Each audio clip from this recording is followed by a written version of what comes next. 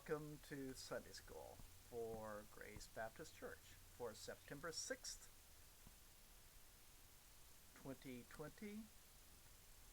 It's San Jose, California. I'm titling it Jacob, the Dreamer's Father, Sacrifice and Desperation. The lectionary readings for today are Exodus 12, 1 through 14, Psalm 119, 33 through 40, Psalm 149, Ezekiel 33, 7 through 11, Matthew 18, 15 through 20, and Romans 13, 8 through 14. The lectionary has already progressed to the Exodus from Egypt, but we haven't even gotten to the migration to Egypt yet. So we're continuing with the story of Joseph, where we left off last week. He had made it big in Egypt. He had risen from a slave to become what might now be called a prime minister of the lower kingdom. He was instrumental in storing grain for 7 years of failed crops. He was presumed dead or worse back home in Canaan. In fact, his own brothers had kidnapped him and sold him to traders, and that was the last they had ever expected to know of him. Their father, Jacob, thought his favorite son was dead, and knowing his sons, most assuredly he had suspicions about Joseph's disappearance.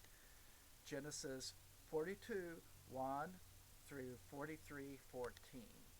Now, when Jacob saw that there was corn or grain in Egypt, Jacob said unto his sons, Why do you look upon one another?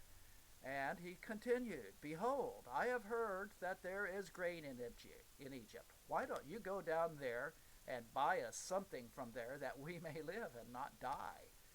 And Joseph's 10 brothers went down to buy corn in Egypt. But Benjamin, Joseph's brother, Jacob sent not with his brothers, because he said, Maybe something bad will happen to him. Now, not only had Jacob lost his favorite son at least 9 years before, he and the clan he left now faced starvation. It looks like they had enough for the short term.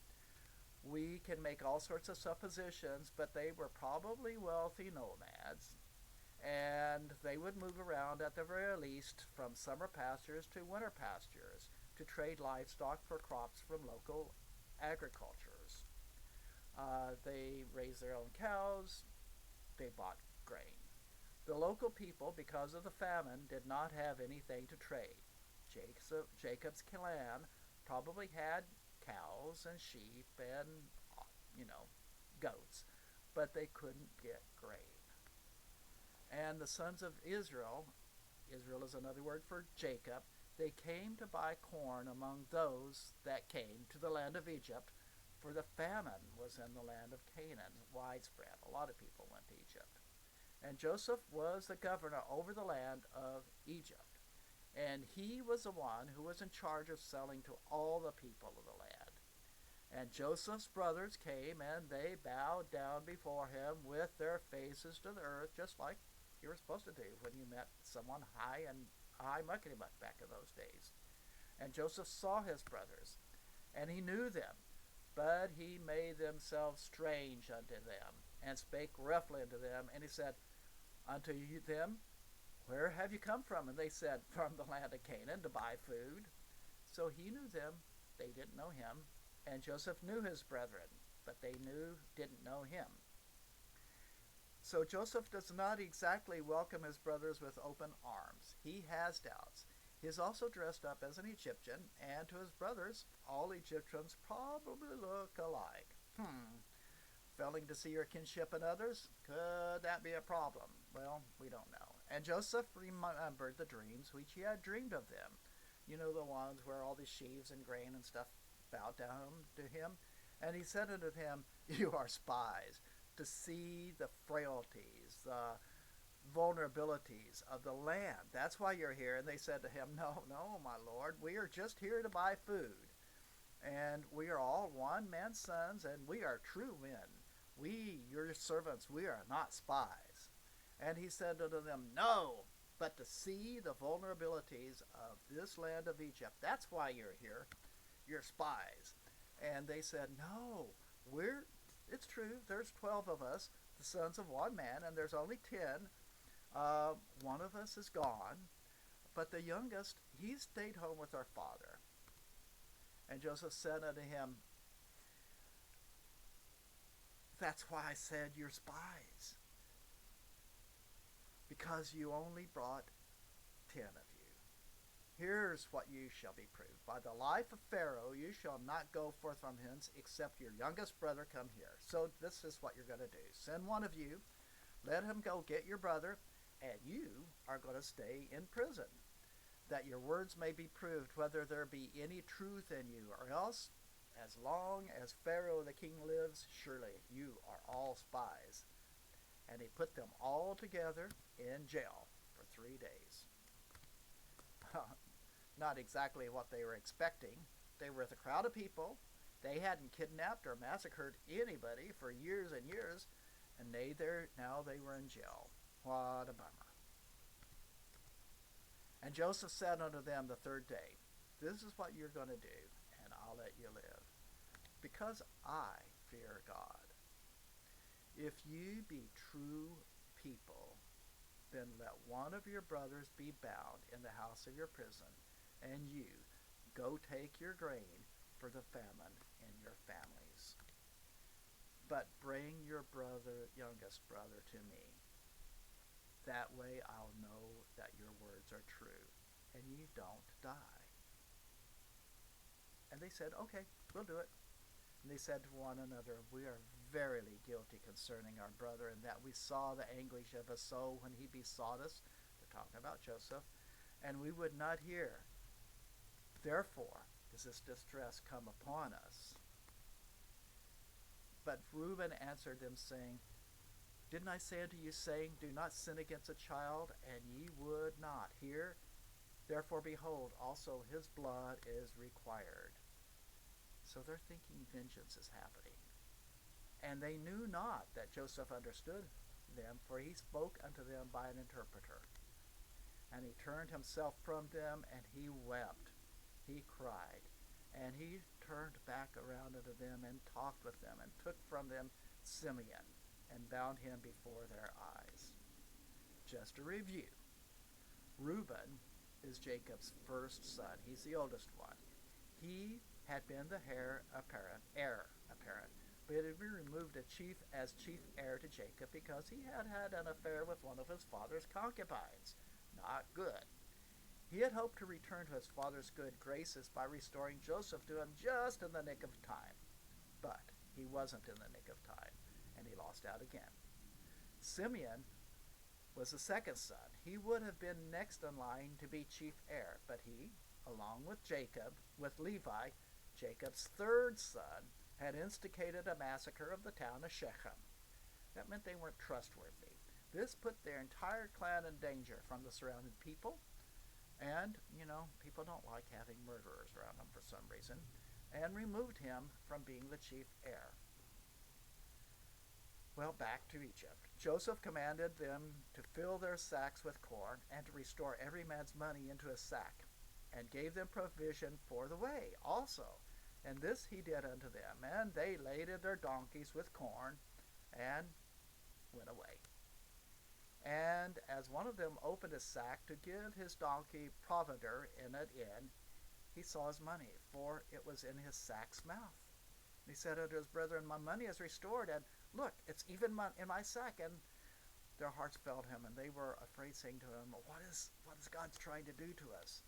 They were suspicious, but still they don't go back to Egypt. It looks to me like they're willing to write Simeon off. I mean, trade a brother for a little bit of food.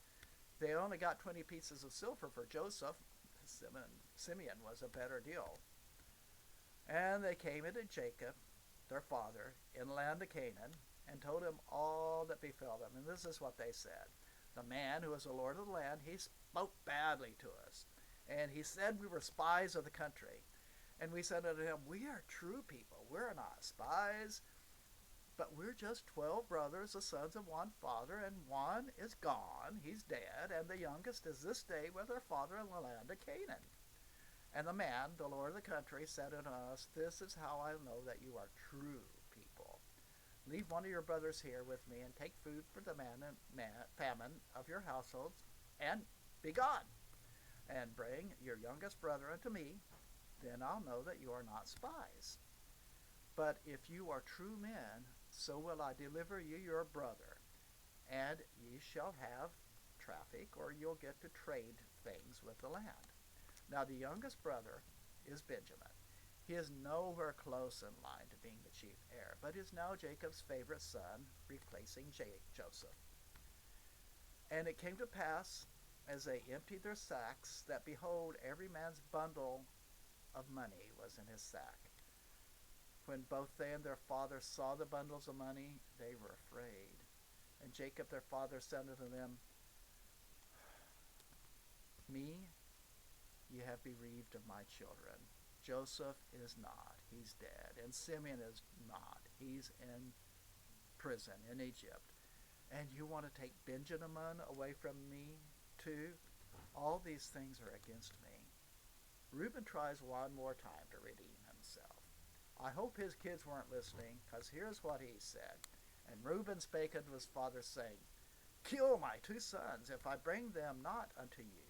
Deliver him into my hand, and I will bring Benjamin back to you again. And he said, Benjamin, my son, will not go down with you, for his brother is dead, and he is left all by himself. What horrible things will happen to him when you go? And then you'll bring my gray hairs with sorrow to the grave. Now the famine was sore in the land. Everyone was hungry. And it came to pass, when they had eaten up all the grain which they had brought out of Egypt, their father said unto them, Go, buy us a little food. And Judah spoke unto him, saying, The man did solemnly promise to us, saying, Ye shall not see my face, except your brother be with you. If you will send your brother with us, we will go down, and we will buy you food.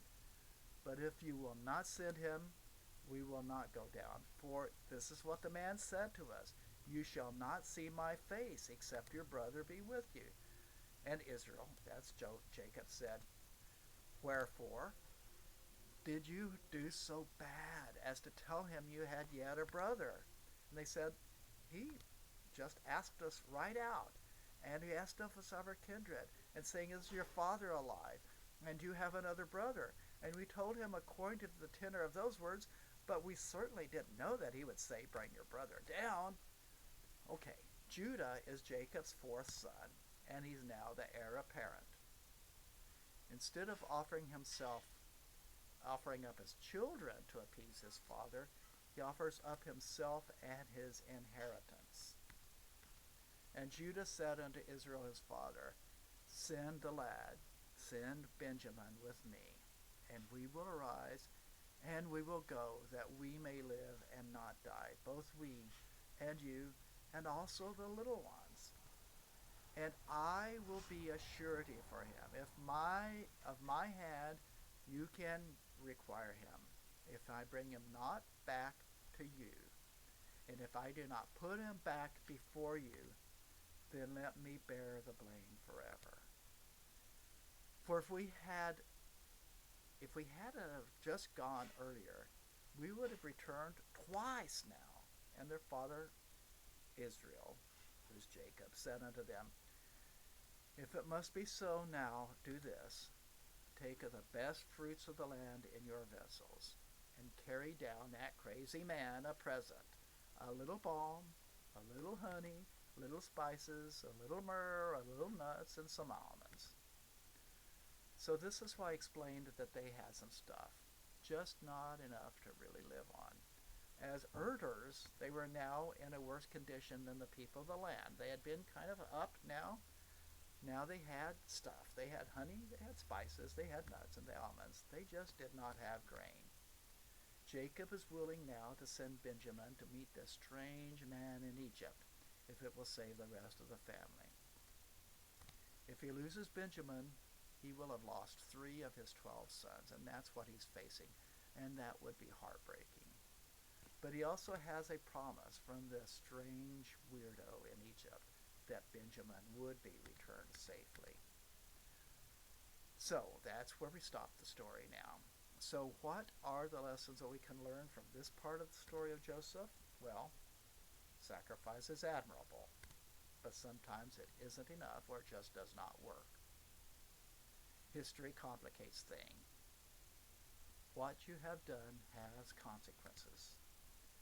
And just because you think you're smart does not mean you are capable of recognizing opportunity and friends. So that's where we're going to stop today. This is quite a big YouTube video already, so we'll continue the rest of the story next week. And have a good week. And so watch what you do. Don't make promises you can't keep. Don't hurt anybody, because it'll come back to bite you later.